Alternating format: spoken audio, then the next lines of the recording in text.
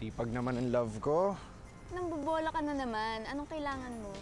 Sa Sabado, imbitahin kita. Kasi syempre, di ba? Second monthsary natin. Ito nga pala yung best friend ko. May dala akong pansit. Uy!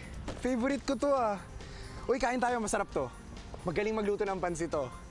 Kaya nakalimutan mo na yung date natin dahil sa kanya.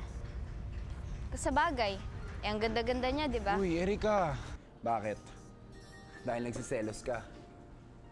Ilang beses ko masasabihin sa'yo magkaibigan lang kami. Kaibigan lang ba talaga? Para mas importante pa siya kaysa sa akin eh. Sandali lang. Hindi mo kasi naiintindihan eh. Kaibigan ko siya, girlfriend kita.